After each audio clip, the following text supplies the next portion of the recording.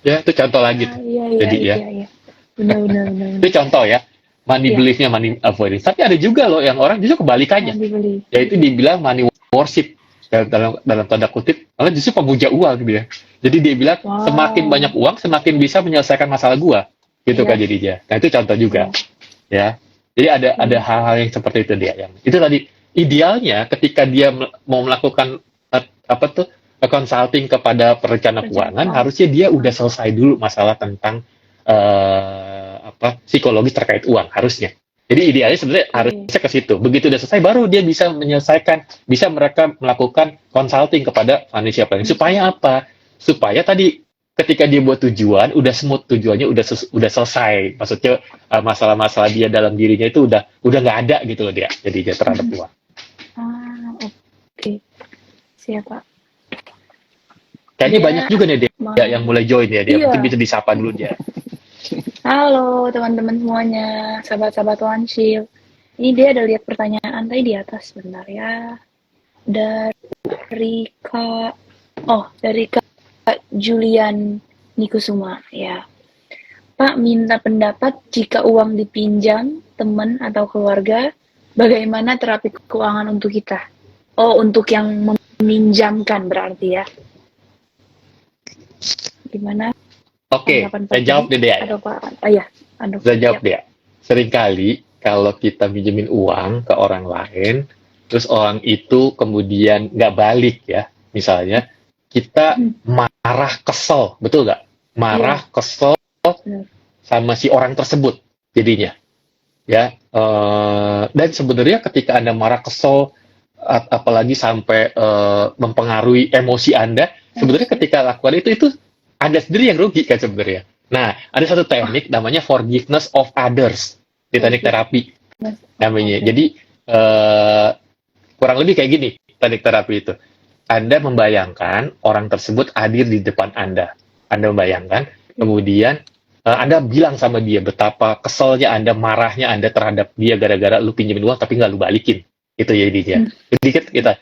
Tapi pada saat yang bersama tolong diingat loh, teman-teman. Ada sesuatu yang positif loh yang harus Anda diterima sebenarnya ya. Jadi bisa jadi yang teknik kedua kalau udah Anda lakukan itu, teknik yang keduanya adalah orang tersebut ngasih sesuatu kepada Anda, ngomong kepada Anda bahwa gue tuh minjemin uang ke lu, gue pengen lihat lu tuh orang yang ceroboh nggak misalnya, gampang nggak gue untuk kasih uang misalnya, jadinya. Hmm. Jadi ada atau misalnya lu orang yang dermawan nggak atau orang abis dipinjemin abis itu selesai bodo amat, jadinya harus lu yang nagih-nagih gitu. Sebenarnya Lagi-lagi. Ya. dalam tanda petik ada sisi positifnya eh, apa tuh eh, kita harus hati-hati juga gitu kan jadinya. Nggak semua orang juga harus Harus juga di apa tuh percaya. diberikan karena kan tadi Ya. kalau siap-siap aja deh teman-teman kalau misalnya kita pinjemin uang kalau apalagi orang itu baru muncul orang lama tiba-tiba Pas. muncul kemudian pinjam uang ya udah deh siap-siap aja deh lain cerita kalau itu keluarga gitu ya jadinya Iya, ya iya. tuh jadi namanya forgiveness of others tuh teman Oke. jadi bisa karena kalau itu jadi memaafkan terapi memaafkan tuh Ya, ibaratnya ya. gini deh ya tapi tidak melupakan ya memaafkan tidak melupakan ya maksudnya Oke. ibaratnya seekor misalnya ada seekor ular nih Mhm. datang ke sebuah workshop bengkel kemudian kan merayap pada saat dia merayap kemudian dia ketemu sama gergaji dia libet tuh gergajinya pada saat dia libet gergajinya apa yang terjadi luka Dia berdarah kan dong, mati. Iya, berdarah kan berdarah. karena dia marah dia kesel dia tambah libet lagi tuh gergajinya apa yang terjadi Mati deh. Terluka mati lama-lama. luka mati kan Mati. itu seperti itu Iya, iya. teman-teman memaafkan jadinya ya jadi jangan lupa karena kita nggak memaafkan bisa jadi itu melukai kita sendiri bahkan membuat kita mati seringkali juga ada orang-orang yang dipinjam uangnya kesel marahnya sama orang itu bahkan sampai orang itu mati aja ya kita masih marah sama orang itu betul nggak ya kan jadi ya, karena kita nggak memaafkan tadi jadi ya tuh Hmm. Oke, wah. Jadi terapi untuk yang meminjamkan itu bisa menggunakan teknik terapi Ya. forgiveness for other. Betul, betul. forgiveness of Nanti others tadi ya FOO katanya tadi mungkin buat Forgiveness of beberapa teman-teman sobat Wansit mungkin kok apa namanya memangnya ada pengaruhnya ya gitu ya kalau kita punya rasa marah terutama misalnya kayak tadi ya dirugikan, ada orang yang minjem uang terus nggak dibayar, kita merasa dirugikan kan, Iya. dan kesel, dan kita ingat-ingat terus gitu ya Benar. secara emosional. Benar. Atau mungkin juga sobat wansir di sini pernah mengalami suatu kerugian besar, mungkin ada hartanya yang hilang lah, ditipu orang, atau mungkin tadi kejebak investasi bodong, tapi kemarahan itu dibawa terus. Itu yang kita sebut sebagai unfinished business. Nah, unfinished business itu bisa menimbulkan trauma deh. Iya. Saat orang itu trauma, kemudian dia akan mengambil sikap gitu ya. Contoh misalnya gini, ada orang yang sebenarnya dia sudah punya financial habit yang bagus ya. Dia nabung sampai terkumpul. Waktu pas dia nabung kan dia menyisihkan sebagian penghasilannya dia ya untuk masa depan gitu kan. Buat jaga-jaga mungkin, buat suatu cita-cita yang besar, mungkin dia pingin jalan-jalan ke luar negeri, atau dia pingin beli rumah dan sebagainya. Dia sisihkan dikit-dikit, lama-lama jadi bukit bertahun-tahun. Kemudian tiba-tiba dalam suatu kejadian, dia ditawarkan suatu investasi, dia taruh investasinya, dan dia percaya sama orang itu, dia taruh, kemudian dia musnah. Ya kan, uangnya tuh musnah.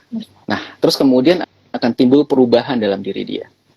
Buat apa saya capek-capek nabung begini kalau akhirnya ujung-ujungnya rugi juga, nol juga gitu kan. Nah, ada kemungkinan dua tuh dia. Bisa jadi dia benci sama investasi selama-lamanya. Padahal karena mungkin dia investasinya belum dibekali dengan ilmu gitu ya. Benar. Tapi karena dia punya pengalaman yang trauma nih, udah nabung bertahun-tahun, capek-capek, terus kemudian uangnya hilang, kemudian dia akhirnya dia langsung merasa, satu, dia benci sama investasi. Padahal kalau kita nggak berinvestasi, uang kita tergerus kan sama inflasi gitu kan ya. Atau yang kedua, dia memutuskan mulai saat ini dan seterusnya, saya kalau punya uang mendingan saya mati langsung. Dia habisin uangnya. Daripada entar ditipu sama orang, mendingan saya belanjain aja gitu kan. Iya. Jadi perubahan perilaku itu bisa seketika kalau itu sifatnya sangat menyakitkan. Nah, tadi yang dibicarakan sama Pak Handoko itu adalah supaya pengalaman masa lalu itu bisa kita ambil pelajarannya, tapi emosinya udah kita hilangkan. Ya, benar. Jadi udah netral. Ya udah, yang lalu udah lalu lewat. Sekarang saya bisa memulai masa depan. Toh masa depan masih panjang. Yang berlalu udah nggak bisa diulang gitu kan ya. Benar. Nah, dengan menetralisir itu dia bisa punya kekuatan lagi untuk bangun lagi. Mungkin saya perlu belajar keuangan lagi dan sebagainya. Dulu kita bikin event-event yang namanya disebut sebagai terapi keuangan, tuh ada eventnya, Dea. Saya sama Pak Handoko tuh bikin event terapi keuangan. Nah, itu ada orang yang tadinya misalnya kayak tadi ya, punya trauma masa lalu berkaitan dengan uang dan sebagainya. Terus kemudian akhirnya dia jadi apa? Jadi termotivasi untuk belajar financial planning. Jadi mulai dia belajar tuh, mulai dari cara ngatur uang kayak gimana dan sebagainya. Padahal tadinya dia, seperti yang disebut oleh Pak Handoko tadi ya, ada orang yang dalam programnya, dalam pemikirannya dia adalah orang yang money avoidance. Dia nggak bersahabat dengan uang. Dia bahkan menjauh dari obrolan-obrolan mengenai uang, karena menurut dia itu uang adalah akar dari masalah-masalah, akar dari perselisihan, akar dari pertengkaran dan sebagainya gitu kan. Jadi kemudian dia menghindari. Tapi setelah kita ada sesi gitu ya memang harus cari tempat yang enak juga gitu ya.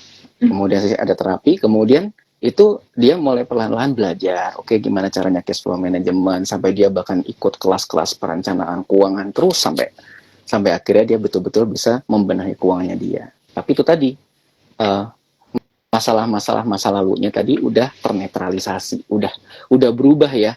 Hikmah yang dia dapat itu adalah itu pelajaran masa lalu yang berdampak positif buat dia, bukan justru berdampak negatif ya. Pengalaman saya itu akan menjadi modal buat saya untuk ke depan menjadi lebih baik lagi. Justru karena saya punya pengalaman begini begitu, justru malah jadinya saya akan mengelola keuangan saya jadi lebih baik. Jadi berubah persepsinya gitu. Gitu deh ya, kurang lebih ya tambahan saya. Berubah ya. Iya, betul sekali. Nah, mungkin ada pertanyaan lagi, teman-teman. Kalau ada yang mau tanya-tanya lagi juga boleh. Yuliani,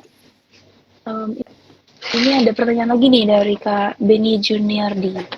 Bagaimana menghilangkan paradigma atau konsep bahwa uang adalah akar dari segala kejahatan? Sehingga pada saat saya banyak uang, ada kemungkinan saya jahat. Sehingga saya mengerem untuk mengejar uang lebih banyak lagi. Cara menghilangkan pemikiran seperti itu tuh Pak. Iya. Ini juga Pak Budi silakan jawab dulu. Lucu nih. Iya, saya jawab dulu ya Pak Handoko ya. Nanti kita bicara lagi. Jadi sebenarnya teknik-teknik terapi itu banyak banget ya. Tapi ini saya cerita ada cerita yang lucu. Kalau tadi Pak Beni kan cerita ada uang akar dari masalah gitu. Tapi ada juga loh ternyata kayak pasangan yang tidak setuju kalau pasangannya lebih kaya. Oh, Karena dia takut kalau pasangannya menjadi lebih insecure. kaya, maka dia akan insecure, dia akan ditindas sama pasangannya. Oh, Bisa, oh iya, iya, iya. gitu kan ya. Jadi pasangan ini suami Iya. istri gitu ya. Dia khawatir kalau pasangan saya menjadi lebih kaya banget, gitu ya, maka dia nanti akan saya jadi tertindas. Jadi lebih lemah posisinya. Jadi dia nggak pernah mendukung pasangannya untuk jadi punya penghasilan lebih besar dan sebagainya.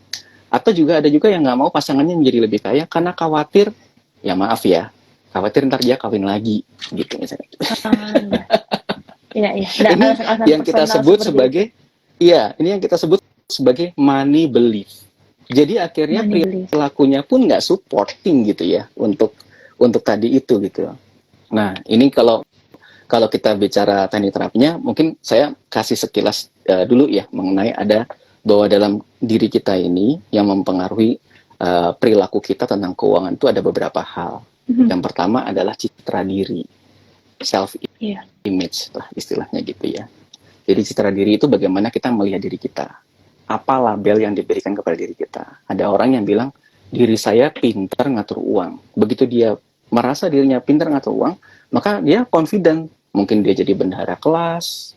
Bahkan orang aja bisa ngelihat nih, ini kayaknya mukanya bisa dipercaya nih buat jadi bendahara kelas, atau bahkan jadi uang yang megang uang arisan lah dan sebagainya. Ya.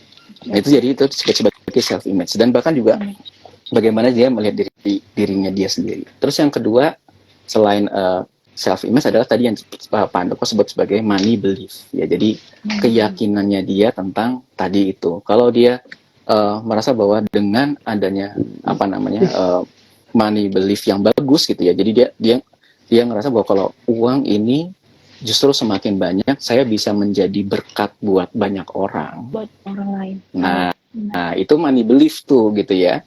Justru dia akan bisa terdorong. Jadi saya akan bersyukur kalau misalnya berarti saya diberikan kepercayaan. Tapi ada juga orang yang membatasi money belief-nya.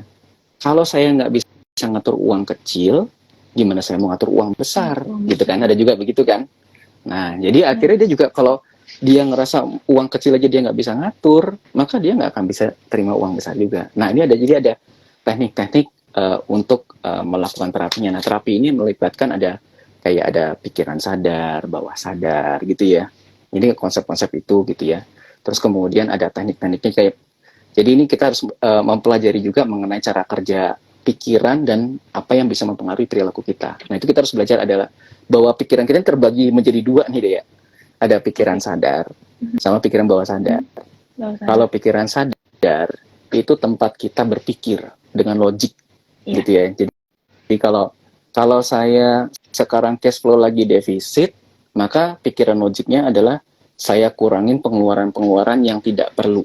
Betul ya? Iya. Nah, terus kemudian ada pikiran bawah sadar. Pikiran bawah sadar ini tempatnya perasaan, memori, kebiasaan, gitu kan ya? Itu. Terus kemudian kreativitas dan sebagainya gitu ya.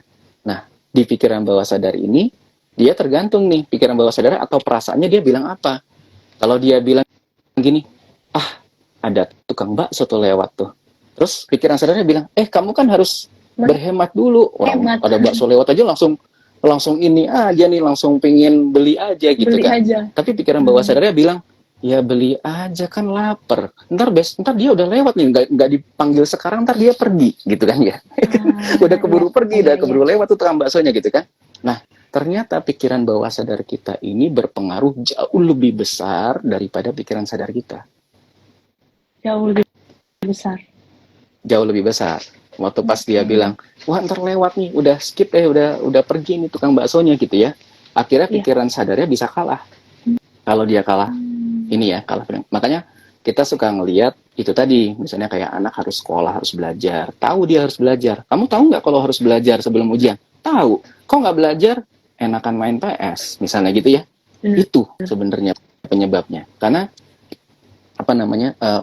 emosional kita, pikiran bawah sadar kita jauh lebih powerful. Nah, tugas kita adalah bikin supaya pikiran sadar ini lebih kuasa gitu. Nah, untuk itu maka pikiran sadarnya harus bisa masuk nih ke dalam pikiran bawah sadarnya. Dia harus bisa membuat lebih menikmati, ya kan, Oke. pengelolaan keuangan, dia lebih bisa menikmati, bisa menerima bahwa oke nih semakin banyak uang yang saya terima, maka saya bisa Mhm. menjadi berkat buat banyak orang dan sebagainya. Nah, ini ada teknik-tekniknya. Teknik pertama, tadi kalau Pandoko Oh. langsung kasih tahu yang tadi ya, yang teknik forgiveness terapi ya, gitu ya. Tapi Forgiveness. untuk melakukan programming pikiran bawah sadar itu ada beberapa hal yang bisa kita lakukan. Oke. Yang pertama Ini adalah kita bisa melakukan yang langkah-langkahnya ya disebut teman-teman. sebagai jadi kita bisa melakukan yang disebut sebagai afirmasi.